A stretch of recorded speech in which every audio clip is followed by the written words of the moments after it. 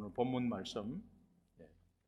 지난주에 우리가 로마서 시작하고 로마서 1장 1절 했는데 이제 그 다음으로 진도가 나가야 되는데 물론 다음으로 진도 나가려고 준비를 이제 막 했는데 로마서 1장 1절에서 도저히 내 신앙 양심상 그냥 지나갈 수가 없는 1절이라 그리고 또 로마서 전체를 16장을 읽어 나가는데 너무나 기준되는 핵심 구절이기 때문에 다시 한번 보기로 그렇게 했습니다. 그래서 오늘 원래는 1장 1절에서 7절로 해가지고 이렇게 준비를 하다가 도저히 안 되겠어요. 그래서 목요일 날 제가 다시 1장 1절을 다시 한번 묵상하면서 하나님이 1장 1절 다시 전해라 라는 마음에 강력한 마음을 주셔서 다시 한번 1장 1절을 전합니다. 그러니까 얼마나 중요한지를 아시겠죠? 그래서 우리 함께 읽겠습니다. 로마서 1장 1절 함께 큰 목소리로 읽습니다. 시작. 예수 그리스도의 종 바울은 사도로 부르심을 받아 하나님의 복음을 위하여 택정함을 입었으니. 아멘. 아멘. 한 번 더 읽겠습니다. 네. 시작. 예수 그리스도의 종 바울은 사도로 부르심을 받아 하나님의 복음을 위하여 택정함을 입었으니. 아멘. 아멘. 아멘.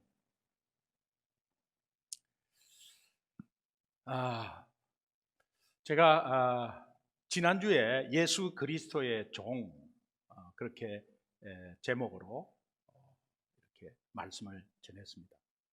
그 말씀을 전하면서 이제 예수 그리스도의 종된 삶이 무엇인가라는 것을 함께 나누었습니다. 나누면서 이제 이번 1절을 다시 한 번 더 준비하는 가운데 자료를 찾다가 노래 하나를 발견하게 되었습니다. 노래가 여러분 제목만 들으면 뭐 지금 젊은 사람들은 잘 모르겠는데 알 거예요. 내 인생은 나의 것. 혹시 아는 분들은 알 거예요.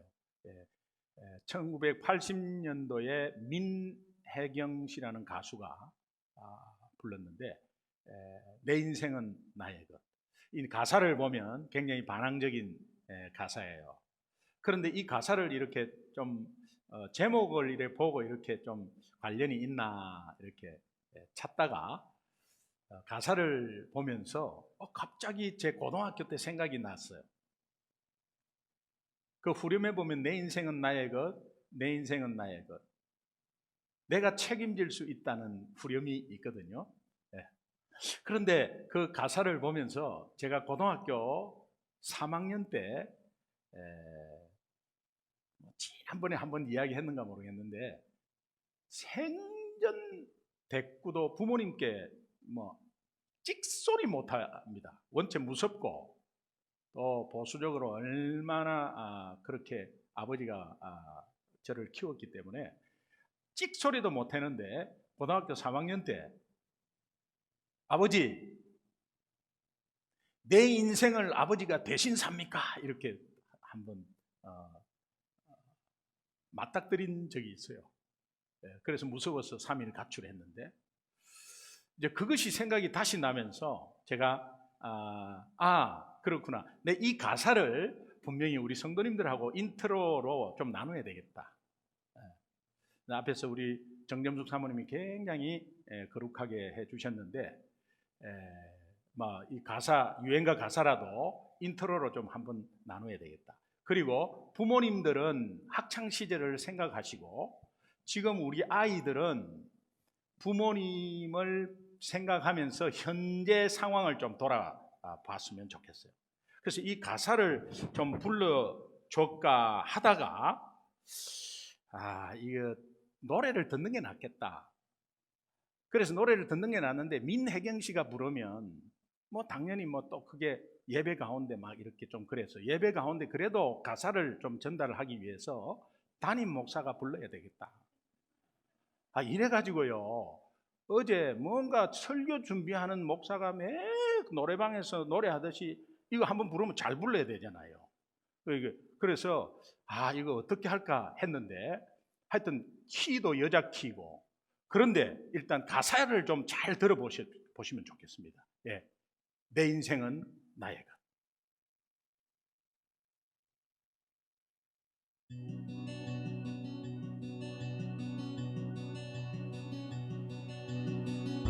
눈 감고 들으셔도 돼요. 내 인생은 나의 것, 내 인생은 나의 것, 그냥 나에게 맡겨 주세요. 내 인생은 나의 것, 내 인생은 나의 것, 나는 모든 것 책임질 수 있어요.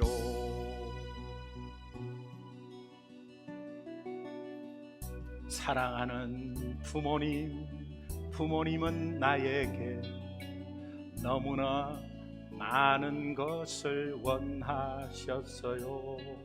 때로는 감당하기 어려웠지만 따라야 했었지요. 가지 말라는 곳엔 가지 않았고, 하지 말라는 일은 삼가했기에 언제나 나는 얌전하다고 칭찬받는 아이였지요. 그것이 기쁘셨나요? 화초처럼 기르시면서 부모님의 뜻대로 된다고 생각하셨나요? 그러나 이젠 말하겠어요. 부모님은 사랑을 다 주셨지만 나는 아직도 아쉬워하는데,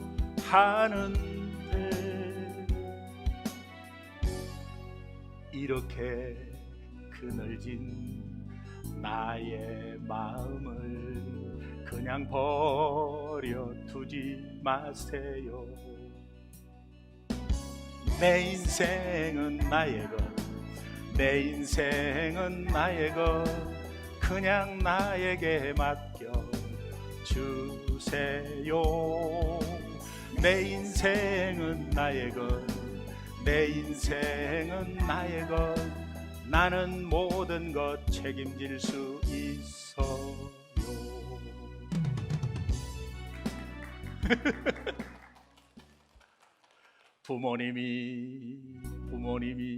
부모님이 살아오신 그 길이 나의 인생은 될 수 없어요. 시대는 언제나 가고 가는 것, 모든 것은 달라졌어요. 부모님의 어린 시절을 다시 한번 돌아보세요. 그때는 아쉬운 마음이 없으셨나요? 나는 이미 알고 있어요. 부모님이 말하는 그 모든 것이 사랑인 줄을 나는 알아요. 그러나 내가 원하는 것은 부모님은 알아주세요. 내 인생은 나의 것, 내 인생은 나의 것, 그냥 나에게 맡겨 주세요. 내 인생은 나의 것, 내 인생은 나의 것, 나는 모든 것 책임질 수 있어요.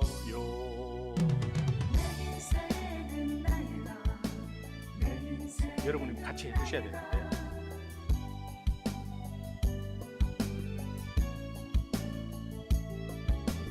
내 인생은 나의 것, 내 인생은 나의 것, 나는 모든 것 책임질 수 있어. 세상을 살면 살수록 학교 때는 내 인생 책임질 수 있다고 생각했죠. 그리고 부모님이 내 인생 대신 살아줍니까? 하면서 Leave me alone. 문 탁 닫고 방 안에 들어가고. 그런 거 뭐 학창 시절에는 잘 몰라요. 저게 어떤 약간 인생을 돌아보면서 약간 사춘기 반항아적 그런 가사인데 이걸 그냥 가사를 보는데 내 어릴 때가 생각이 나더라니까요. 그런 가운데서 우리가 커 왔습니다. 그리고 예수 믿건 안 믿건 간에 내 인생이 내 마음대로 안 된다는 것을 이제는 모두가 알아. 이것은 하나님의 어떤 자연 계시로도 다 알려줬어요. 성경 말씀이 아니더라도 다 알려줬어요. 굉장히 독립적으로 막 이렇게 말하는 것 같지만 인생을 살아보면 볼수록 내가 내 인생을 책임질 수 없다는 것을 알게 되죠. 내 인생을 내가 책임질 수 없는데 옆에 있는 가족을 내가 어떻게 책임집니까? 여러분은 책임감으로 갈 수는 있죠. 책임감 자체가 나쁘다는 게 아니에요. 내버려 두고 팽개치고 뭐 네 살 길 살아라 이런 게 아니잖아요. 내가 어떻게 해서 이 가족을 책임지고 내가 어떻게 해서 이 가족을 먹여 살려야 되는가 이런 것들을 고민하기 시작하면 그때부터 안 된다는 것을 깨닫게 됩니다. 그런 가운데 우리가 예수를 믿었어요. 그리고 예수 믿은 가운데서 예수님이 모든 것을 책임지겠다는 하나님 엘 헬로켐, 모든 것을 책임지시는 하나님, 신실하신 하나님 엘 아만, 아만이 아멘으로 변하죠. 엘 아만, 약속을 이행하신다 그런 뜻이거든요. 그런데 그 약속을 이행하시는 하나님, 우리가 이뻐서 잘나서 공의로워서 우리에게 모든 것을 주시는 것이 아니라 하나님은 이미 약속한 것을 있기 때문에 그 약속을 지키기 위해서 오늘 우리를 보호하시는 거지, 그 약속을 지키기 위해서 오늘 우리를 구원해서 인도하시는 거지, 우리가 뭐 잘나서 그렇다면 여러분 예수 믿고 나서 내가 똑바로 해야 되고 하나님께 잘 보여야 되고 그래야 복을 받고 그렇지 못하면 벌 받고 이런 신앙생활 하는 사람이 얼마나 많은지 모릅니다. 복음은 그렇지 않습니다.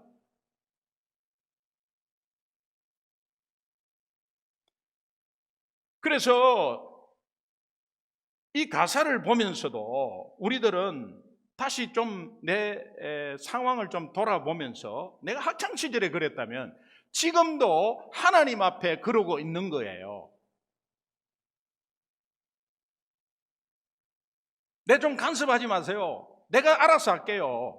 왜 이렇게 이래라 저래라 합니까? 순종도 뭐 한두 개야 순종하지. 매 순종. 아이고 그 말 들어도 지겹다. 왜 그렇습니까? 하려 해도 안 되거든요. 여러분 현실은 안 되거든. 순종 못하는 부분이 얼마나 많습니까?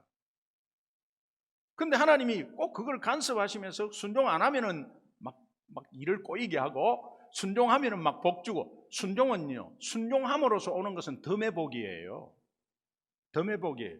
그러나 순종하면서 오는 복이 덤의 복인데 원천의 복은 정말 예수 그리스도를 약속하시고 하나님이 이미 아브라함과 이삭과 야곱에게 약속하신 그 약속을 이행하시려고 또 선조들에게 하신 약속을 이행하시는 신실하신 엘 아만의 하나님이시기 때문에 그러는 거지. 오늘 우리가 막 행동 똑바로 하고 잘하고 막 예쁘게 하고 봉사 엄청나게 열심히 하고, 여러분 봉사를 하지 말라는 게 아니에요. 봉사 열심히 하다가 무슨 일 뻥 터지면 어떻게 여러분 말해요? 나는 하나님이 이렇게 했는데 왜 이렇습니까? 이렇게 하잖아요. 그게 잘못된 신앙이란 말이에요. 동기가 어디에 있는가가 굉장히 중요합니다. 그래서 제가 지난 주일날 예수 그리스도의 종이라는 것으로 강조하면서 여러분과 은혜를 나눴습니다. 여러분 자 보세요. 한 주간에 예수 그리스도의 종으로 사셨나요? 살한 부분들이 있겠죠. 그러나 또 살지 못한 영역들이 있습니다. 완벽하지 않습니다. 살지 못한 영역들을 다시 한번 돌아보는 거죠. 내가 못했으니까 이거 포기하자는 게 아니에요. 하나님은 그럴 줄 알아요. 그러나 우리가 순종하려고 적용하는 것, 조금이라도 적용하는 것이 굉장히 중요합니다. 왜 그렇습니까? 제가 말씀드렸죠. 몇십만 톤의 유조선이 조그마한 3m, 5m짜리 타에 의해서 방향을 돌린다고.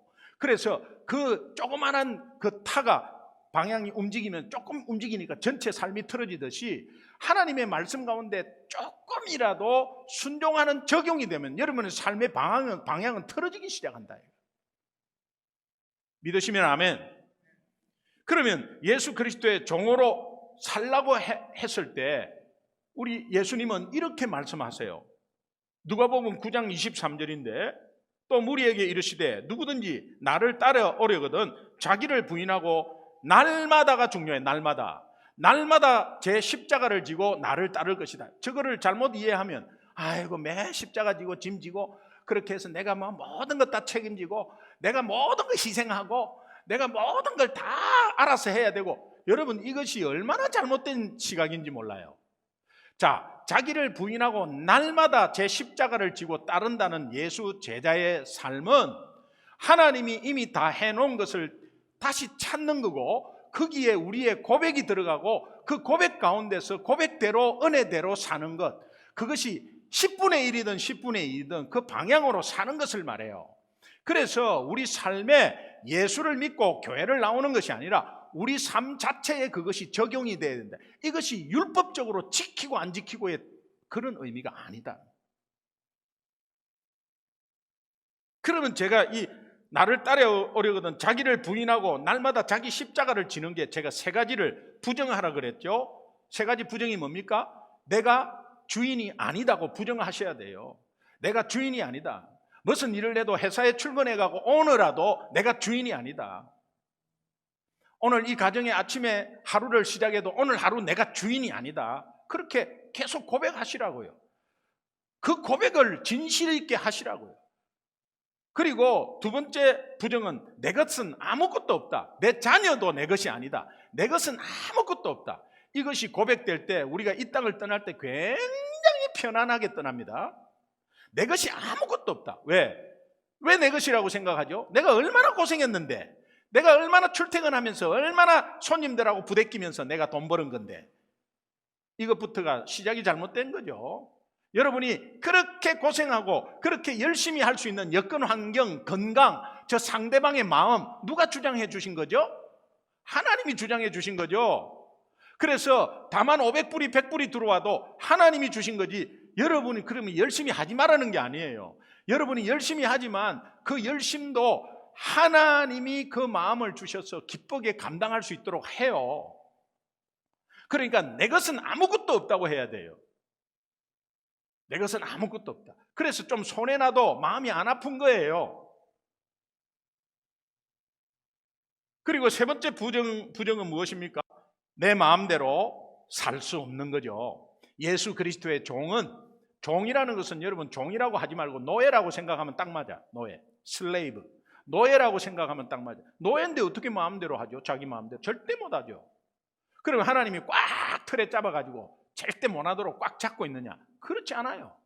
하나님 안에서, 예수 안에서는 굉장한 자유가 있습니다.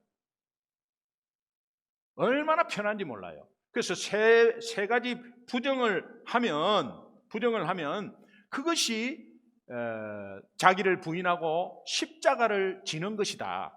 그러면 날마다 이 세 가지를 부정하셔야 됩니다. 아침에 일어나면 하나님, 오늘 하루를 하나님이 선물 주신 이 하루는 내가 주인이 아닙니다.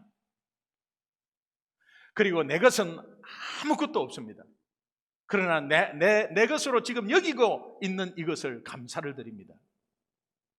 그리고 내 마음대로 오늘 하루도 내 마음대로 살 수 없음을 고백합니다. 그리고 나서 설거지하면서 한번 적용해 보시라. 내가 어떻게 해보려고 하는데 안 될 때 화가 나고, 내가 어떻게 해보려고 하는데 안 될 때 원망하잖아요. 상대방을 원망하잖아요. 그러니까 이것이 없어지기 시작하면서 여러분이 굉장히 행복할 겁니다. 마음이 아마 날아갈 것 같아요. 이것이 복음이거든요. 바울이 예수님을 대적하고 예수 만나기 전에 그의 삶의 특징을 스스로 고백하는데 자기 생각대로 살았다는 거예요. 바울이 얼마나 열심히 했습니까? 구약을 능통하고 아주 얼마나 구약을 잘 배우고 정통적으로 배운 사람이에요. 아주 똑똑한 사람이에요. 그런 가운데서 예수 그리스도를 믿는 사람을 핍박하는데 얼마나 목숨 걸고 핍박했어요. 그리고 그 열심은 어떤 열심이었습니까? 그런데 이 바울이 자기가 자기 생각대로 했다는, 저것들 하면 어디 하나님을 그렇게 믿고 있어요. 저것들 뭐 이런 거 전부 다 자기 생각인 거죠. 그것이 나중에 어떻게 나타나죠? 자기 의로 나타나는 거예요. 자기 의로 나타나면요, 이것이요 나중에 섭섭병이 딱 옵니다. 여러분, 여러 가지 봉사도 자기 의로 나중에, 자기 열심은 자기 의가 드러나게 되는데 자기 의를 안 알아주잖아요. 그러면 시험 들게 되고 섭섭병이 오고 그런다니까요. 이게 다 율법적인 삶이고 복음을 몰라서 그래서, 예수 그리스도를 몰라서 그래요. 예수 그리스도의 종이 무엇인지를 몰라서 그래요. 자, 바울은 사도행전 26장 9절에서 이렇게 고백합니다. 시작. 나도 나사렛 예수의 이름을 대적하여 많은 일을 행하여야 될 줄을 스스로 생각하고, 열심히 저 스스로 자기 생각대로 했다는 거예요. 여러분, 거슬러 올라가서 구약에 보면은 사사기 17장 6절을 한번 보세요. 17장 6절 같이 읽습니다. 시작. 그때에는 이스라엘의 왕이 없었으므로 사람마다 자기 소견에 옳은 대로 행하였더라. 왕이 뭐 간섭할 사람이 없으니까 자기 소견대로 사람이 지멋대로 해버렸다 이 말이에요. 자기 마음대로 해버렸다는 거예요. 그래서 여러분, 모든 문제의 원천을 알아야 돼요. 상황과 남이 나를 어떻게 했다는 게 아니라 자기 생각대로 한 것이 원천입니다. 여러분, 지금 현재 어떤 문제가 와요? 지금 어떤 문제로 고민하고 있어요? 어떤 문제로 지금 마음앓이를 하고 있어요? 그거 원천을 알아야 돼. 원천을 알아야 고치죠. 그 원천이 뭡니까? 자기 생각대로 한 거예요. 자기 생각대로 한 거예요. 그것이 원천이에요. 예수 믿는다 하면서 아직까지 내 생각대로 내가 주인 되어 살아가는 우리의 삶을 다시 한 번 더 돌아보고 내가 책임질 수 있어요. 내 인생은 내 것이죠. 누가 책임집니까? 내 것입니다 라고 주장하는 내 모습이 있다면 그것을 온전히 하나님 앞에 내려놔야 돼요. 그런 사람이 있다면 예수 믿어도 예수님을 모르는 분이에요. 바울이 다메섹 도상에서 예수님에게 물었던 질문 2가지가 있습니다. 오늘 이것이 우리에게 계속해서 우리가 주님께 질문해야 될 내용이에요. 여러분이 고민되고 어떤 일을 하다가 정말 화가 나고 또 어떤 일을 하다가 마음이 아프고 마음이 괴롭고 한다면 여러분 바로 표시 내지 말고 바로 전화해서 분풀이 하지 말고 바로 얼굴이 찌푸르지 말고 한번 2가지 질문을 하셔야 돼요. 바울이 예수님께 질문했던 2가지 질문이에요. 첫 번째는 주님 누구십니까? 주님이 누구시니까? 예수님 누구시니까? 여러분, 사복음서의 핵심이 뭐죠? 사복음서의 공통적인 핵심이 뭐죠? 예수, 그는 누구인가예요. 예수, 그는 누구인가? 여러분, 우리 삶에 이것을 잘 물어야 돼요. 나의 주인 되신 예수님은 과연 누구십니까? 알죠? 머리로는 알죠? 그분은 구원자고 그리스도고 그분은 이 땅에 오셔서 우리를 죄를 위해서 십자가에 돌아가시고 3일 만에 부활하신 것을 머리로 알죠. 그런데 여러분의 삶에 그분이 작동하고 있습니까? 그런 분이라면 여러분 삶을 가만히 놔두겠어요? 그런 분이라면 여러분의 걱정을 가만히 내버려 두겠어요? 그런 분이라면 여러분이 지금 현재 삶에 잘못 살았다고 뺨 때리고 막 질책하고 그렇게 하겠어요? 예수님을 모르니까 그러는 거죠. 예수님을 모르니까 시험 드는 거죠. 예수님을 모르니까는 자꾸 불평불만하고 원망하는 거죠. 그러니 물으셔야 돼. 주님 누구십니까? 주님은 누구십니까? 그리고 어떤 것을 시작할 때에 또 묻습니다. 주님, 내가 무엇을 하리까? 주님, 내가 무엇을 하리까? 이런 상황이 왔습니다. 주님은 누구십니까? 그리고 이 상황 가운데 내가 무엇을 해야 되겠습니까? 그렇게 물어보십시오. 분명히 대답해 주십니다. 그 마음에 대답해 주십니다. 주님 누구시니까? 따라합시다. 주님 누구시니까? 주님 누구시니까? 또 주님 무엇을 하리까? 주님 무엇을 하리까? 이 시간 이후부터는 여러분의 삶 속에서 위에 2 질문을 주님께 계속 한번 한 주간 내내 한번 해보십시오. 생활 속에 이 질문이 생략된 그리스도인은 그때부터 내 마음에 병이 들기 시작합니다. 목사님, 나 이때까지 그 질문 2개 안 했는데 그럼 내가 이게 지금 병들었는데요? 아마 어느 부분에서 서서히 파고들고 있을 겁니다.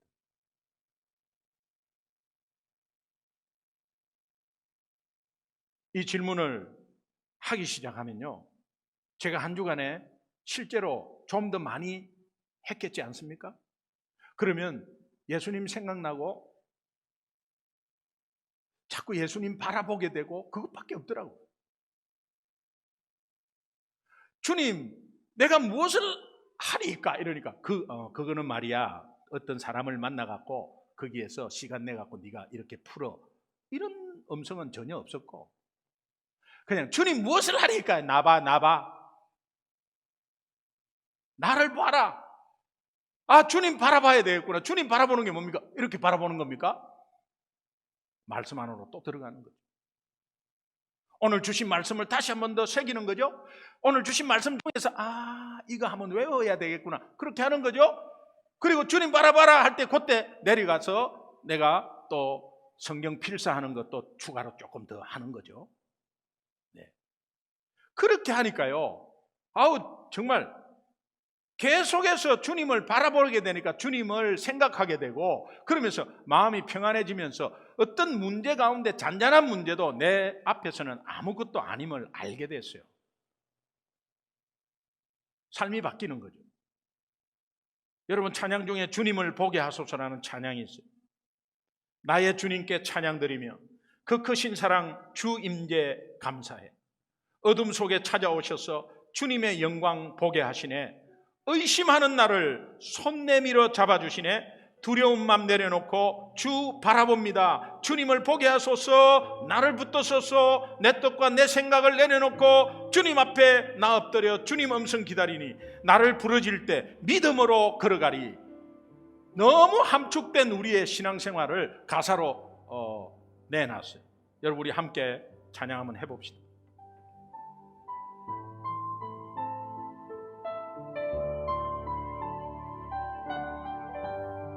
나의 주님께 찬양드립니다. 나의 주님께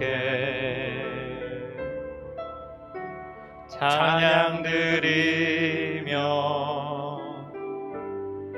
그 크신 사랑 주 임재 감사해. 어둠 속에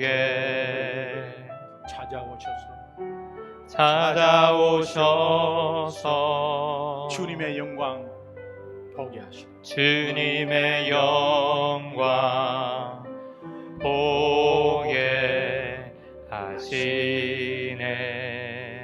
의심하는 나를 손 내밀어 잡아주시네. 두려운 맘 내려놓고 주 바라봅니다.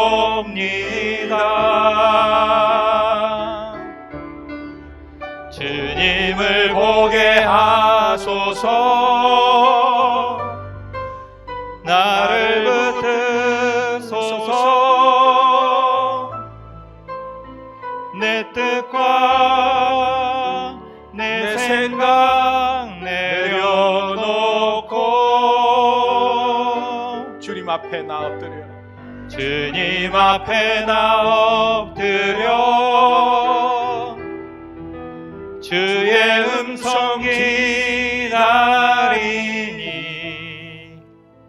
나를 부르실 때 믿음으로 걸어가리. 의심하는 나를 손 내밀어 잡아주시니, 의심한다고 야단치는 주님이 아니라 손 내밀어 잡아주시니. 우리가 예수님을 몰라도 너무 몰라. 오늘 로마서 1장 1절을 다시 한 번 더 읽겠습니다. 굉장히 중요한 단어들이 나오는데 한번 같이 읽습니다. 시작. 예수 그리스도의 종 바울은 사도로 부르심을 받아 하나님의 복음을 위하여 택정함을 입었으니. 여기에 종, 사도, 택정함, 이것이 로마서를 읽는데 핵심적인 기준이 되어서 읽어야 합니다. 노예, 사도, 택정함, 이거 오늘 모두 우리에게 해당되는 말이에요. 이것으로 시작해야, 신앙생활 이것으로 시작해야 합니다. 제가 로마서를 지난주에 할 때 우리 다 백지화해서 새로 시작합시다. 내가 신앙의 연륜이 어떻고 모태신앙이 어떻고 앞으로 뭐가 어떻고 다른 데서 뭐가 어떤 뭐를 믿었고 이거 다 백지 상태로 돌리고 새로 시작합시다. 첫 번째, 제가 종으로서 예수 그리스도의 노예, 종 어떤 건지 말씀드렸고, 두 번째 이제 사도입니다. 이 사도는 아포스톨로스라는 이 원어인데, 이 원어가 원래는 말이에요, 원래는 황제로부터 권위받은 대사라는 단어로 사용되었습니다. 로마 황제로부터 뭔가 권위를 다 받은 전권 대사로서 뭔가 이루어지는 것을 아포스톨로스라는 그 당시에 황제와 연관되어서 사용하는 단어였습니다. 그런데 사도 바울이 지금 로마서 1장 1절에서 예수 그리스도와 연관되어서 사도라는 말을 쓴 이 사도의 뜻은 예수 그리스도로부터 권위를 부여받은 주님의 대사라는 뜻입니다. 여러분, 우리는 사도가 아니에요. 이 땅에는 사도는 없어요, 이제. 그러나 이제 우리는 바울처럼 함께 공통분모가 있는데 예수 그리스도를 통해서 하나님의 자녀가 되었고 예수 그리스도로부터 권위받은 주님의 대사입니다. 믿으시면 아멘.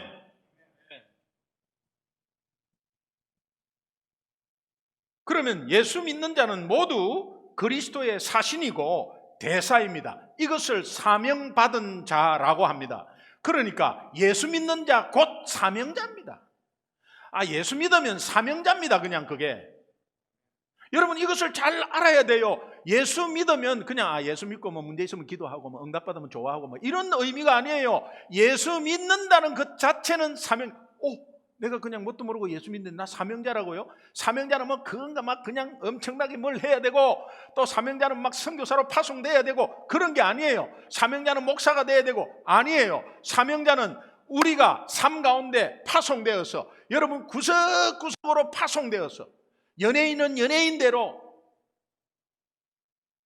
창고 일을 하는 사람은 창고 일 하는 대로, 사무실 일을 하는 사람은 사무실 일 하는 대로 어디 구석구석에 다 파송되어서 사명자인 것을 인식하는 것이 굉장히 중요하다는 거예요. 그래서 하나님이 로마서 1장 1절을 바울을 통해서 쓰게 하셨을 때 여기에 처음으로 핵심적인 단어가 노예, 사도라는 것은 그 당시의 사도는 바울은 사도입니다. 그러나 이 사도가 뜻을 잘 알아야 돼요. 예수 그리스도로부터 권위를 부여받은 주님의 대사, 이것은 바울에게만 속한 것이 아니라는 거예요.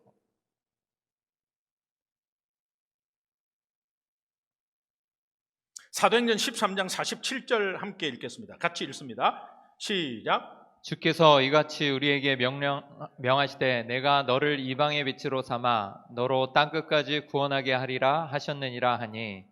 사도 바울이 예수님으로부터 받은 사명이 무엇인가, 정권을 부여받은 주님의 대사의 일이 무엇인가, 그것이 고백되는 거예요. 주께서 이같이 우리는 바울과 바나바죠. 우리에게 명하시되 내가 너를 이방인의 빛으로 삼아 너를 땅끝까지 구원하게 하리라.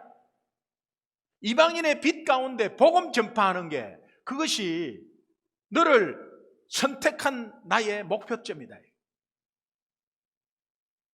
바울의 목표점을 이렇게 정했습니다. 너는 이방인의 빛으로 삼아 너를 땅끝까지 구원하게 하리라. 이것이 바울의 목표점, 인생 목표점이었어요.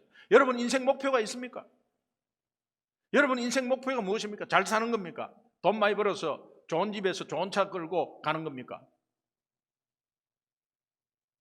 나중에 굉장히 허망할 거예요.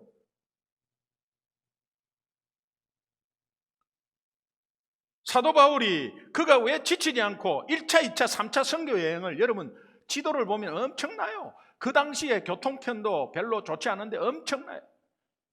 예, 그리고 그 사이에 엄청나게 두드려 맞고 그냥 죽을 고비 엄청 넘기고, 그거 말라고 하죠 그거? 그 다음에 한 2번 했으면 그만둬야지 또 해요. 그리고 나중에는 로마로 감옥까지 잡혀갖고 로마로 가서 로마 감옥에서 복음 전하고 있어요. 그 왜 그렇게 하죠? 그가 지치지 않고 계속해서 이 선교 사명을 감당한 것이 뭐냐? 바울의 분명한 목표점 때문에 그래요.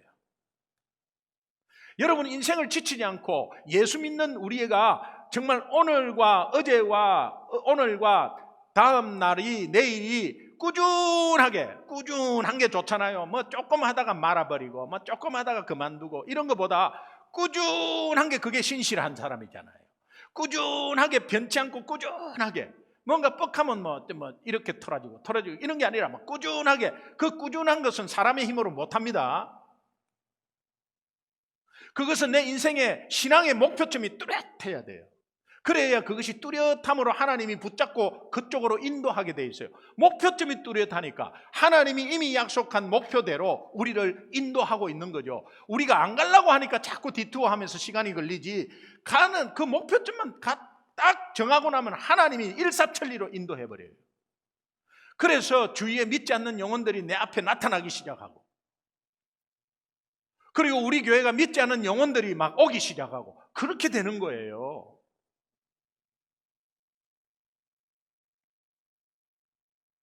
플로렌스 체드윅이라는 여성을 잠깐 소개합니다. 1951년 여성으로서는 최초로 16시간 22분 만에 영국 해협을 왕복 수영한 사람입니다.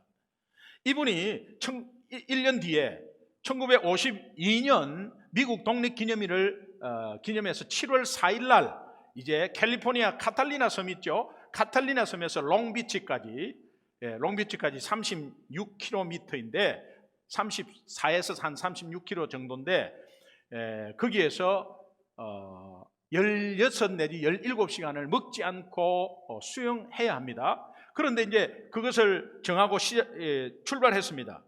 그런데 34km 정도 와가지고 15시간 정도 수영하고 있을 때 예상치 못한 짙은 안개가 몰려왔습니다. 목표 지점이 800m 남았어요. 800m 남았는데 800m밖에 안 남았다고 안내를 계속 배 따라가는 사람들이 안내를 계속 했습니다. 안내를 했는데도 불구하고 그녀는 이 도전을 포기해버렸습니다. 이 포기한 이유는 안개 때문에 목표가 보이지 않게 되자 추위와 피로가 갑자기 엄습하고 그러면서 자기 몸에 기운이 빠져버렸다는 거예요. 그래서 도저히 할 수가 없었대요. 그래서 포기를 해버렸다는 거예요. 만약에 그녀가 이야기하기를 목표점이 내가 보였더라면 절대 중간에 포기하지 않았습니다. 정확하게 2달 뒤 9월 4일 날 다시 도전합니다. 그때는 더 짙은 안개와 차가운 물 추위와 싸워야 됐어요. 그런데도 불구하고 더 짙은 안개가 까마득하게 그냥 거의 안 보이는 그런 가운데서도 한 1km 남았는데 안개가 보통 안개가 아니고 꽉 막혔어요. 그런데 그녀는 마음속으로 목표점을 정했다는 거예요. 그리고 성공했습니다. 기자들의 질문에 이번에 어떻게 성공하셨습니까? 그녀 대답, 이번에는 제가 마음으로 목표점을 보고 있었기 때문에 포기하지 않고 끝까지 수영할 수 있었습니다. 여러분, 우리 인생 사는데 포기하는 것이 무엇이죠? 신앙생활에 왜 포기하죠? 봉사하다가 왜 포기하죠? 목표점이 없기 때문에 그래요. 우리의 인생 목표점, 사명받은 세상의 빛으로 땅끝까지 복음 전하는 인생, 우리의 인생 목표점이에요. 우리의 인생 목표점. 파워포인트로 좀 보여줘야 되는데. 우리의 인생 목표점. 우리의 목표점은 사명받은 세상의 빛으로 땅끝까지 복음을 전하는 인생 되어야 한다. 여러분, 이 목표점을 잊지 마십시오. 그러면요, 여러분이 몸을 추스립니다.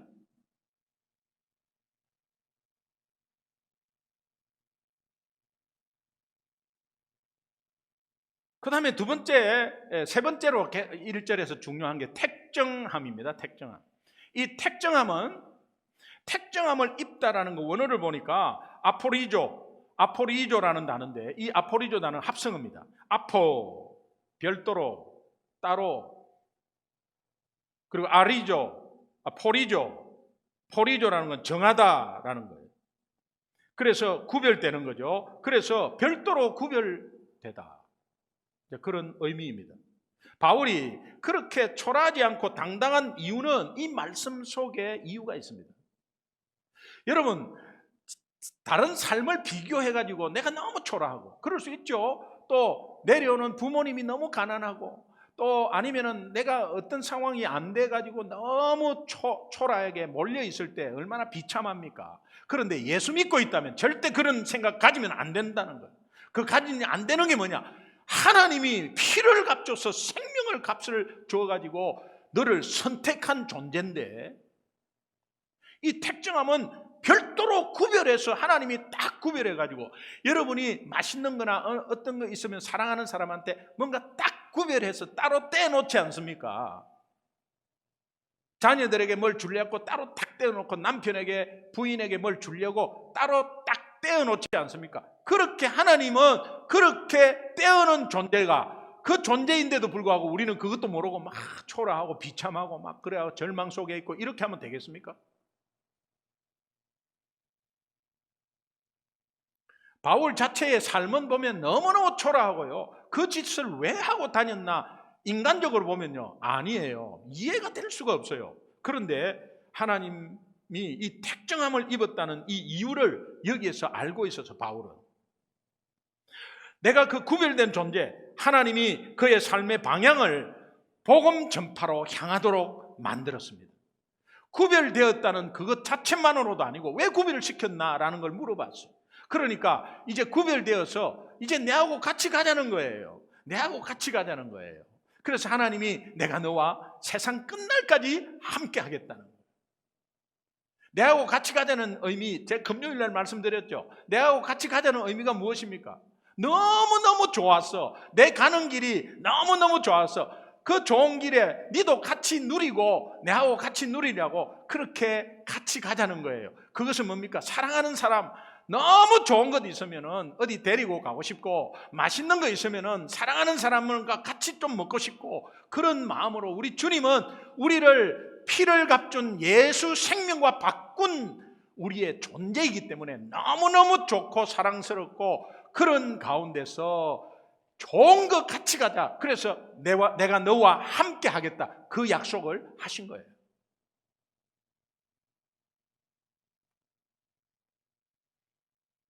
이 확신이 필요해요.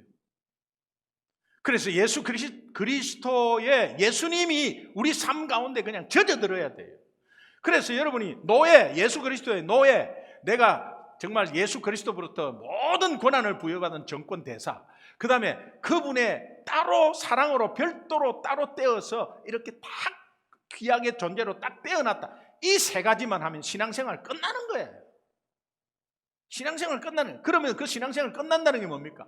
우리 이용희 선교사님 말대로, 김용희 선교사님 말대로, 그냥 뭐 예수 다다 그거죠. 뭐 예수가 그냥 막 속으로 그냥 스며들어, 우리 삶 가운데 스며들어야 돼요. 그래서 그 예수의 보혈의 능력이 우리 삶 가운데 있고, 예수의 피가, 그 피는 생명을 의미하잖아요. 그 피의 대가가 내 삶 가운데 있는 거죠. 굉장히 귀한 거죠. 우리가 절대로 할 수 없는 인생이죠. 그걸 하나님이 우리에게 세워주셨다는 거예요. 믿으시면 아멘. 아멘. 언젠가는 이런 말을 많이 돌았습니다. 코카콜라 사장이 자기가 인터뷰할 때 내 속에는 피가 흐르는 게 아니고 코카콜라가 흐른다. 진짜 코카콜라가 어떻게 흐르겠어요? 그런데 그 확신이 있는 거죠. 내 속에는 그리스도의 피가 흐른다. 내 삶에는 그리스도밖에 없습니다. 그리스도가 다입니다. 예수 그리스도의 나는 노예입니다. 그래서 내가 주인이 아니고 내 것이 하나도 없고 나는 내 마음대로 살 수 없어요. 그리고 하나님이 나에게 엄청나게 그리스도로부터 받은 정권, 그것은 나를 구원해서 이웃을 향해서 구원하는 능력을 우리에게 주셨고, 우리에게 함께 하겠다고, 좋은 것으로 나누겠다고 별도로 떼어가지고 그렇게 구분한 그런 존재. 그렇다면 여러분, 이게 뭐 교만이 아니고 아주 내 자존감도 높아질 뿐더러 하나님의 자녀로서의 당당하게 앞으로 나아가서 할 수 있다는 거예요. 예수 믿으십니까? 놀고 있네 임마, 니 혼자 잘 믿어, 그러면 싹 웃는 거죠. 왜 웃어야 되죠? 예수 믿으십니까? 예이 10원짜리 니 혼자 잘 믿어, 10원짜리 20원짜리 30원짜리 막 이렇게 하면 막 그 속상해가지고 내가 뭐 생전 뭐 욕도 안 들어봤는데 뭔 짓인가 싶고 막 이렇게 하면요, 그거는 저거를 모르는 거예요. 저거를. 사도 바울은 뺨도 맞고 여기에 엄청나게 터졌어요. 저는 전도하다가 한 대 맞아가고 입에서 피가 났어요. 입에서 피가 났는데 씩 웃었어요. 얼마나 무섭겠어요. 얼마나 무섭겠어요. 여러분 한번 생각해 보세요. 그 사람이 벌벌벌 떨더라니까, 친 사람이. 근데 그걸 뭐 내가 일부러만 씩 웃었겠어요? 모르니까. 당당해야 돼요. 사업체가 작습니까? 당당해야 돼요. 월급이 좀 작아요? 당당해야 돼요. 내가 뭐 사는 데가 변변치 않습니까? 당당해야 돼요. 믿으시면 아멘. 언제 바울이 이것을 깨달았는가? 이사야서 43장 1절. 바울은 구약밖에 없었어, 바울 시대에. 그러니까 이 구약 성경이 이미 약속된 성경이고 이것이 계시의 연속성으로 신약으로 이루어진 것이죠. 구약이 모두 바탕이에요. 그런데 이 구약 성경의 이사야서 43장 보면은 거기에 내가 너를 구속하였고 지명하여 불렀나니 너는 내 것이다. 하나님의 소유임을 깨달은 이 바울은 다메섹에서 만난 예수 그리스도를 다시 한번 말씀으로 조명해 본 것입니다. 우리가 체험으로 만난 예수 그리스도, 체험으로 만난 하나님을 그대로 가지고 있으면 여러분이 내로 마인드가 될 수밖에 없어요. 그런데 체험으로 만났던, 어떻게 만났던, 노후를 보고 만났던, 교통사고로 만났던, 병으로 만났던 간에 전부 공통분모는 말씀에서 발견해야 합니다. 말씀에서 발견해야 돼요. 사도 바울이 말씀으로 발견하는 순간 자기가 만난 예수 그리스도가 말씀에 있다는 것을 알게 됐어요. 그리고 택정함의 비밀을 깨달았습니다. 이것을 깨닫지 못하면 우리는 굉장히 신앙생활이 혼미해요. 거슬러 올라가면 출애굽기 3장 9절에서 10절 한번 봅시다. 같이 읽습니다. 시작. 이제 가라. 이스라엘 자손의 부르짖음이 내게 달하고 애굽 사람이 그들을 괴롭히는 학대도 내가 보았으니 이제 내가 너를 바로에게 보내어 너에게 내 백성 이스라엘 자손을 애굽에서 인도하여 내게 하리라. 노예로 고통받고 있는 이스라엘 백성을 해방시키는 일이 놀랍게도 모세를 선택하는데 80세 노인을 선택한다. 놀랍게도 그 어마어마한 일을. 그런데 모세의 반응을 보십시오. 그 어마어마한 일에 오늘 로마서 1장 1절만 알아도 모세는 주여 부족하지만 감사합니다. 그래요 알겠습니다. 가겠습니다 이렇게 해야 되는데 그렇지 못했어요. 11절 보겠습니다. 같이 읽습니다. 시작. 모세가 하나님께 아뢰되 내가 누구이기에 바로에게 가며 이스라엘 자손을 애굽에서 인도하여 내리이까. 제가 40년 동안에 지금 아무것도 안 하고 지금 광야에서 있는데, 그리고 지금 장인 이더로의 처가살이 목동 생활 지금 하고 있고, 내가 이 나이가 많아가지고 내가 가면요 40세 때 살인해서 도망 남았는데 바로 왕은 나를 죽일 거예요. 그럼 바로 그 엄청난 그 군대 앞에서 내가 어떻게 해요? 그렇게 하고 있어요. 아이고 내 상황을 보세요. 목사님 내 여건 힘들잖아요. 여러분 목사가 아는 게 아니고 하나님이 알아 그거는. 그러나 하나님이 알지만 오늘 우리에게 하나님이 오늘 택정함을 구분해서 이끌어낸 목적이 무엇이냐 이 말이에요. 그래서 그 일을 왜 하게 했느냐 이 말이에요. 여러분 이것을 우리가 망각해요. 내가 지금 하고 있는 그 일을 왜 하게 했느냐 이 말이에요.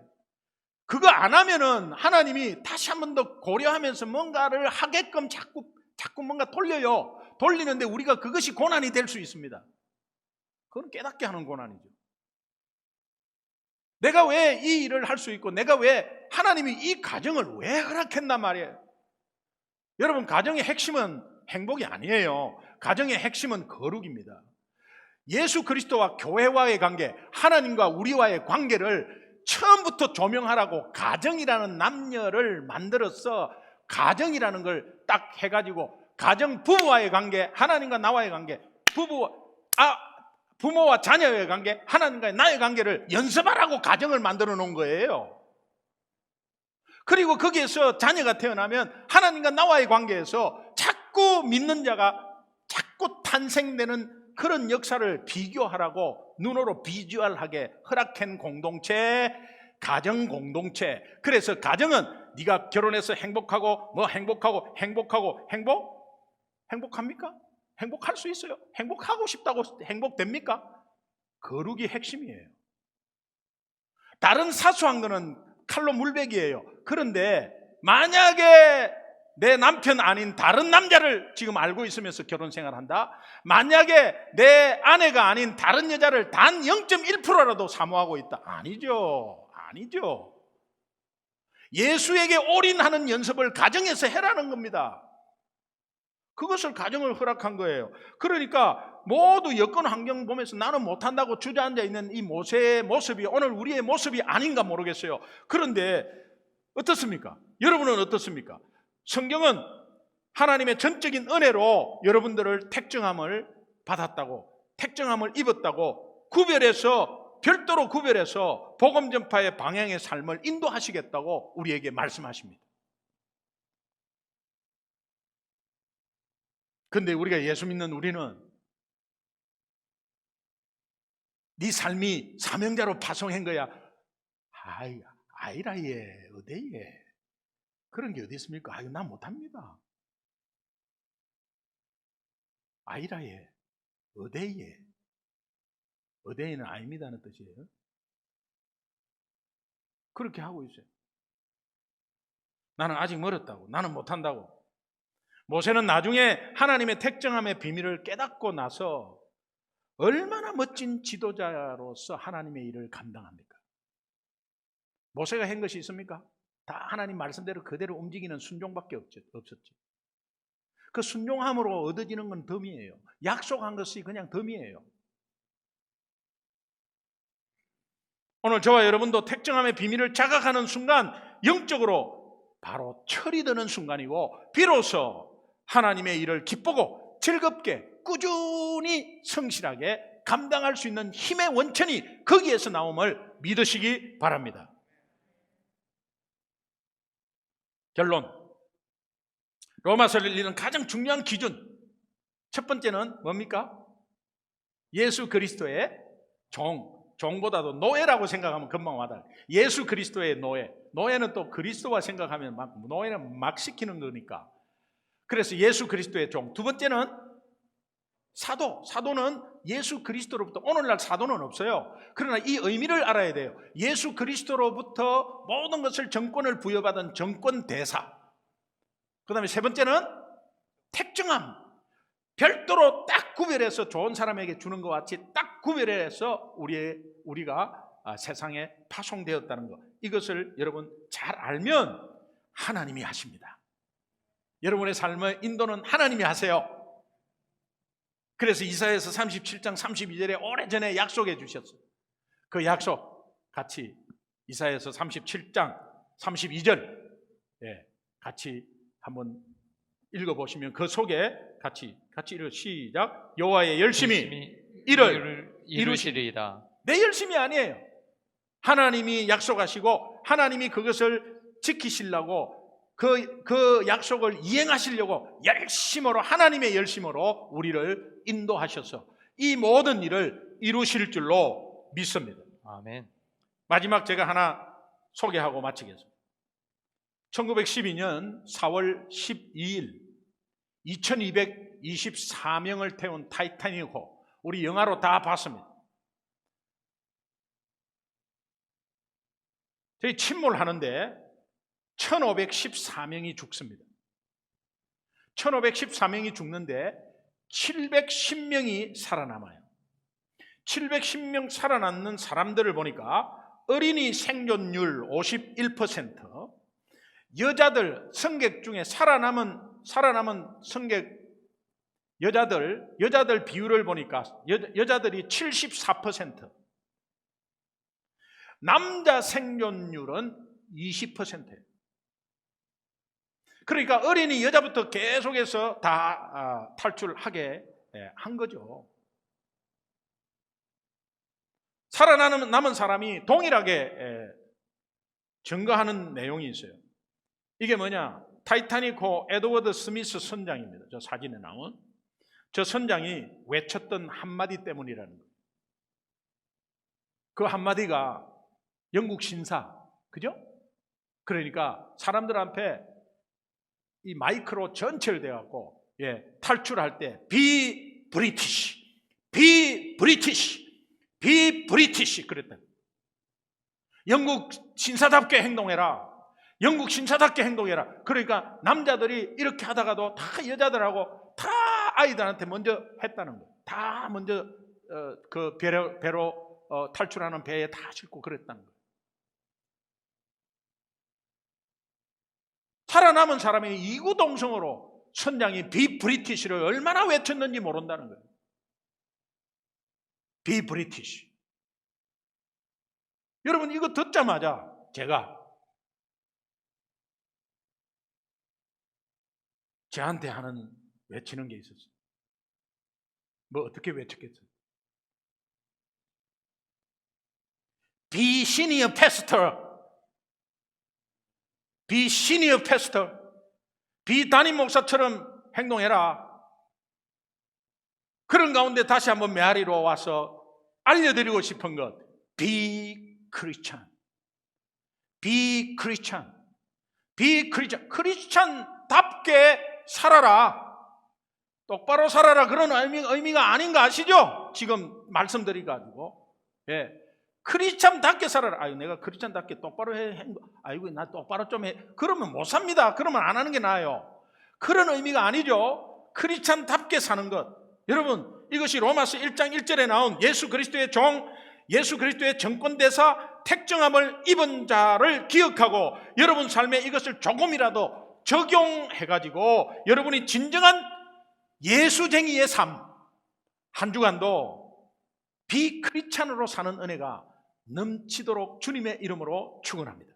아멘. 우리 함께 기도하겠습니다.